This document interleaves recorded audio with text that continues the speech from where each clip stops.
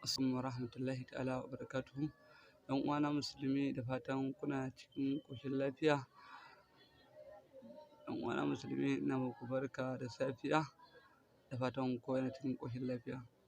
‘Yan uwana musulmi ina muku barka da warhaka. To ‘yan uwana musulmi yau ma mun sako muku wani sirri. Shima dai wannan sirri mai ƙarfin gaske ne shima wannan in Allah so ya yarda. Tunda wannan sirri ne shima na iyaye da kakannu wanda suka bamu kuma an jarraba shi an gani. Insha Allahu shima an yi shi an gani kamar dai nake ta gaya muku ne a baya. Ba ma taɓa sake muku wani sirri in har ba mu gwada shi mun gani ba sabida samun matsala ko wani kokwanto haka. To shine muka so mu daɗa kawo muku shima wannan. To shi dai a duk halin rayuwar da mutum yake ciki ka san kai baka damu da wani ba, wani ya damu da kai. To shi dai wannan misali wannan dai gaskiya na tsari ne, na tsarin jiki da shauransu. Ko kai za ka yi wa kanka ko kuma ‘ya'yanka ko kuma matarka ko kuma wani abokinka. To duk dai ko wani abokin kasuwancinka ko kuma kai kana kasuwa. Shi wannan maganin tsari ne na gaske in Allah so ya yarda. Dan in kai wannan in Allah so ya yarda ka tsare jikinka kuma za ka yi wa kanka za ka yi wa ‘ya'yanka da shauransu.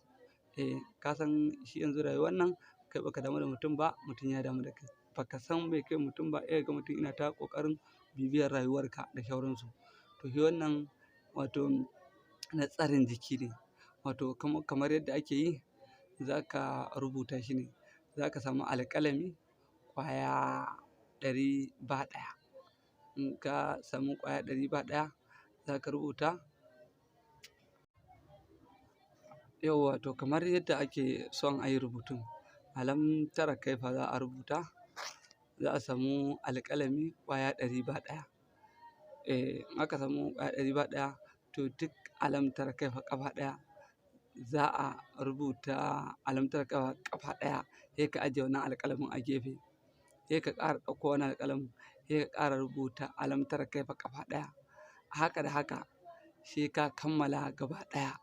In ka kammala wannan alƙalaman guda 100 ba 1 ɗin nan sai ka same su. In ka same su sai ka ɗaure su a waje ɗaya ake ɗaure su.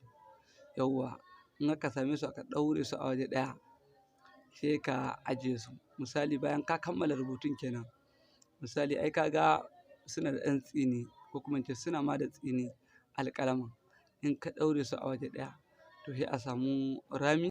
In aka samu rami sai a binne su sai a cuƙa kan sai a ɗago kansu sama. Sai a binne su. In aka binne su shi wannan rubutun sai ka ɗauka misali in za ka kwanta da daddare sai ka ɗauki wannan rubutun ka sha. To in kai wannan in Allah ya so ya yarda wannan tsari ne na gasken gaske.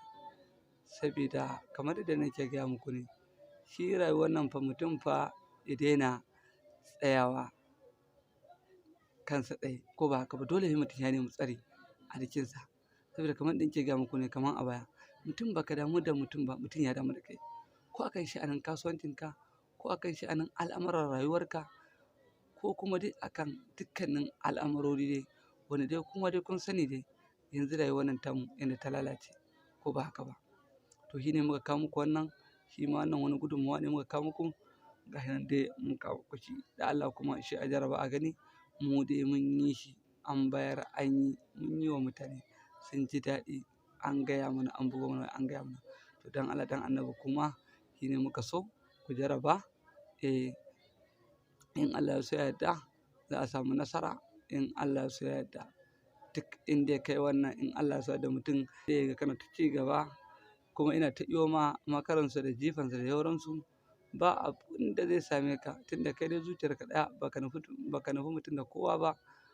Baka nufi mutum da kowa da abin tsiya ko abin sharri ba. To in Allah ya yarda wannan in kai wannan za ka ji daɗi da shauransu. Ko ka yi wa kanka ko kuma ka yi wa ‘ya'yanka ko kuma in kai wa kan naka ma ka yi wa ‘ya'yanka duk ba wani abu bane ba. Insha Allahu ai duk tsari ne kuma kamar yadda za ka yi wa kanka ai za ka yi wa ‘ya'yanka ko matarka. Ko kuma kamar da za ki yi wa ‘ya'yanki ai zaki yi wa mijinki. Duk abin da ya same ki ai kamar ya samu mijinki ne, ko kuma duk abin da ya same ka ai kamar ya samu matarka ne. To ya Allah Ubangiji, Allah sa mu dace, Allah ya shige mana gaba, dukkanin al'amuranmu Allah ka shige mana gaba. Na bar ku lafiya, wassalam, a huta lafiya.